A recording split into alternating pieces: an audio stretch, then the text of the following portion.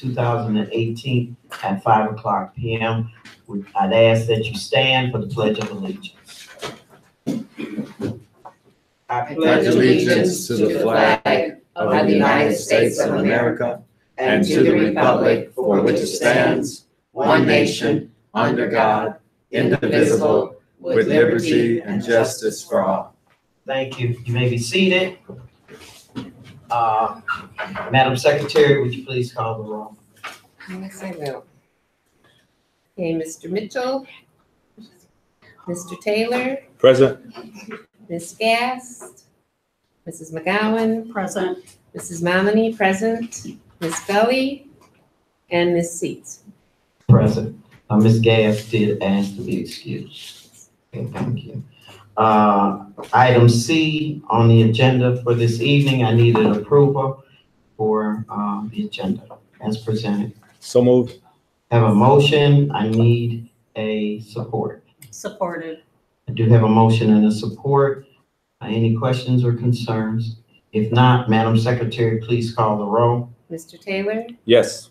Ms. McGowan, Yes. Mrs. Momini, yes, and Ms. Seats. Yes, thank you. Motion carries. Item D on the agenda is public comment, and we are limited to 30 minutes. So at item D on our agenda, I must read this statement before we open it up to the public. This meeting is a meeting of the Board of Education in public for the purpose of conducting the school district's business and is not to be considered a public community meeting.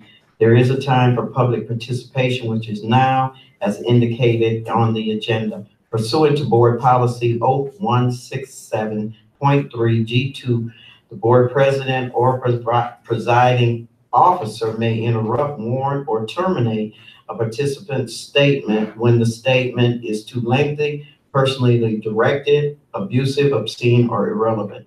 Board Policy 0167.3 G2 also provides that the Board President or presiding officer may request any individual to leave the meeting when that person behaves in a manner that is disruptive of the orderly conduct of the meeting. Item D. At this time, I'd like to open the meeting for public comment. If there's anyone in the public wishes to address the board, would you please come stand in the center and give us your name and your location, please. Good evening. My name is Felicia Harvey. Am I supposed to give where I reside? Yes, ma'am. I mean, if you reside in Benton Harbor, Benton Township. Okay, yes, in Benton Township is my residency. And I stand before you this evening with a follow-up with some concerns. Back, I want to say maybe a month ago, my date's proximity could just be a little bit off, but I had come to the school board meeting with some discrepancies, with some inequities. I think it was the meeting that the address were for some of the, I guess, flagrant comments that were made about girls basketball receiving fair distribution of funds and foods and etc. So I didn't plan on airing any of that dirty laundry, which I had gone approximately about 5 months ago to HR, to our HR director, Ms. Baptist, and also to our interim superintendent, Ms. Trish Robinson. I had spoken with them for approximately 2.5 hours in a closed session meeting with them, where there was extensive documentation that was taken. However, none of that was followed up with, and I'm just curious as to why. And so when I came out to speak at the school board meeting approximately a month ago, I talked about some Title IX discriminations and some inequities with coaching salaries, with civil rights infractions, with the emotional duress in which the season I was coaching under, the inequities for the girls program, just a whole gamut. So I don't want to kind of be redundant on what that conversation was, because it was on record.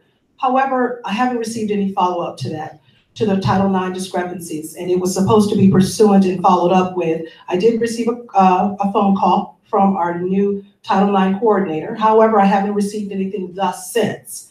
And during that, there were some things that were disclosed that they had foreseen some inequities that were going on and some discriminations. However, I've yet to receive, again, any follow-up. So my question is, why is it that I go to the director, to the head of HR directly, that we are supposed to, that's in this code handbook for employees, and spoke to administration. However, I still have yet to get any follow-up or responses.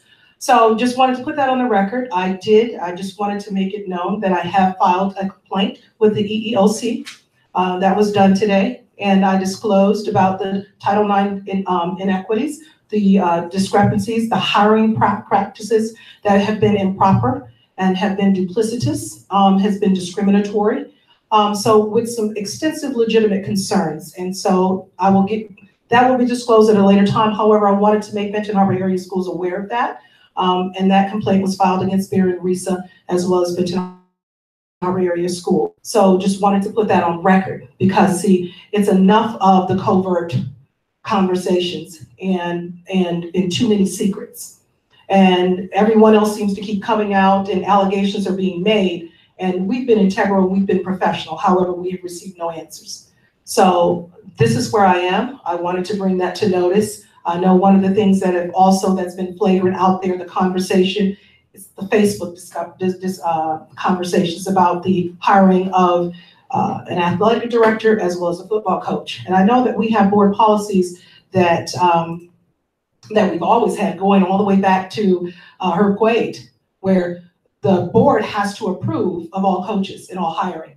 And so that is for the public to be able to be present and to hear what those disclosures were and are. As I was hired back 8 years ago, my name was brought to the board from athletic director at the time, Willie Wilson, and it was voted on by the board. As well as I know when Coach Corey Sterling was brought to, because I was a part of the panel for for job to hire. And so that was brought to the board as well for the vote. And so, and it goes back years and years beyond. So it's always been a part of policy and procedure and practicum.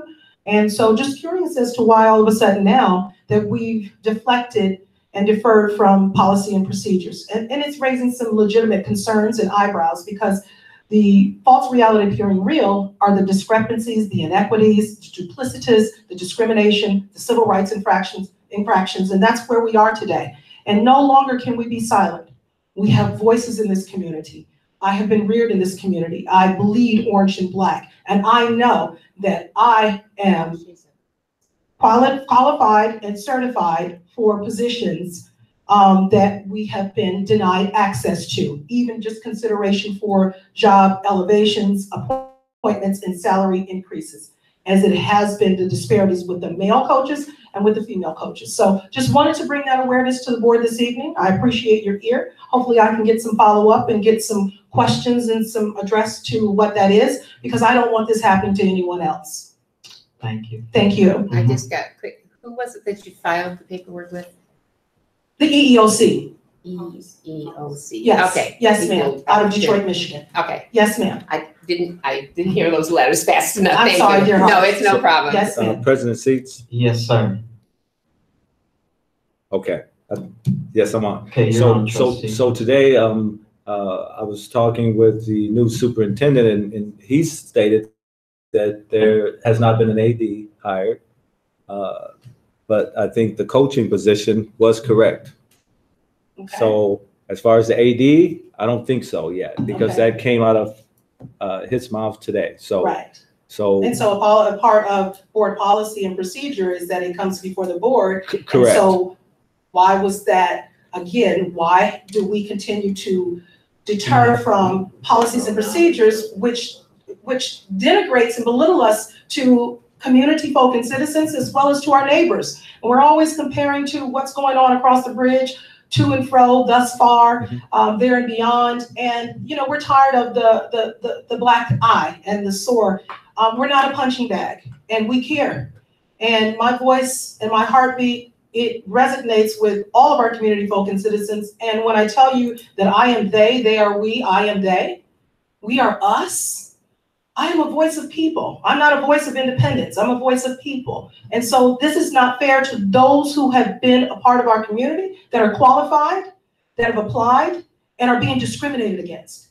and they are degreed and they are certified, but we keep being told no. And everyone that keeps making these decisions about us, and this isn't about Benton Harbor folk, why is it that we come here, we graduate from here, we go, we seek education beyond, and we come back so that we can touch the hands of our community, of our youth, and we can seed them with ambition to say, if you can do it, so too can I.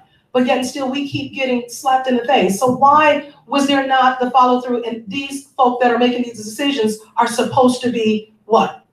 They're supposed to be, the word I'm looking for, they're supposed to be competent. Let's follow it up, I apologize. Yeah. But it seems to be incompetency of individuals who are in positions, and no one never questions that. I'm sorry. Okay, I understand. Yes, ma'am. Is there anyone else from the public? I don't Thank you, mean sir, to for be that rude at all. proper address. Thank you, Mr. Taylor, for your question. Is there anyone else in the public that wishes to make a comment at this time? And I do have to ask that we timer keep it to 3 minutes if you would. Thank you. My name is Stephanie Harvey, and am a citizen of the city of St. Joe. And I wanted to come, oh, I'm sorry, my voice was heavy, so I didn't want to overwhelm anyone, but I wanted to come. Several weeks ago, I came before you and I read a statement about my thoughts on the public discord that was happening amongst in the midst of our community. And I was extremely disturbed at some of the practices and the processes that were in place. And in that statement, I indicated my background and professional expertise is specifically related to college athletics and the role that I played as a senior associate athletics director, and having worked in some of the most prestigious institutions across the country and in the sports entertainment industry. And as a result of that, and indicating my disappointment, I was invited an opportunity to interview for the athletic director role. And interestingly enough, I was told that I didn't have qualifications to fill the requirements of the job. And it's extremely disappointing as it is. What I will say is I feel as if my Title IX rights have been violated. And I feel as if I am being discriminated against racially and on my gender, okay? And so I want to come and ask you, the board, what that process looks like. Because based off of my involvement in the interview process and in itself, you know, I think everybody has their own opinions about how they do when they're interviewing for a role. But for me, it was more disappointing at what I was told and how I was told that I didn't fit the mold of that role. And in indicating that I wasn't collaborative enough, being a community member and being very interestedly involved in this community from a foundational standpoint in terms of helping to raise monies, running nonprofit organizations and supporting those entities, where none of those questions were ever asked of me during the interview process. And so I have asked what some of those questions were. You know, so was I asked some of the same questions that my counterparts who were interviewed for that job, were they asked the same identical questions that I was asked? Because if they were, it had nothing to do with community collaboration and integration, okay? And so what I can say in closing is I'm extremely disappointed. My heart is heavy because this is a community that I grew up in. And my experience and my idea of sports and the reason that I chose sports really came from my experiences of having grown up in this community. But yet to be told that I am not qualified to be in this community to serve in the capacity that I have served at Division I institutions across the country for well over 20 years is beyond my belief. So thank you for your time and thank you for listening. Thank you. Thank you so much. Is there anyone else at this time would like to come before the board? Public comment? If not, thank you for your comments. Thank you for being here and your time constraint considerations. At this time, item 2 on the agenda, I would like to entertain a motion to leave the open meeting and go into a closed session, attorney-client privilege.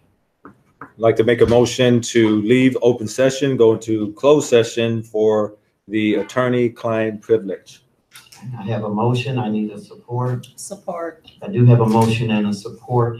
Madam Secretary, please call the roll. Mrs. McGowan? Yes. Mrs. Momini, yes. Ms. Seats? Yes. And Mr. Taylor? Yes. Thank you, motion carries. We will be coming out of closed session, and I don't know if we'll be having any further business, so, okay.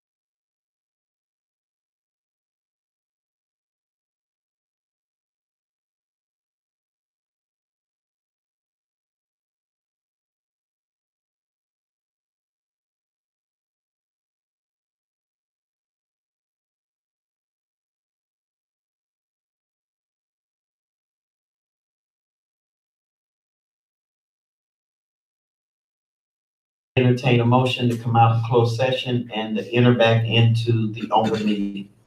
So moved. I have a Support. motion and I have a support. Madam Secretary, please call the roll.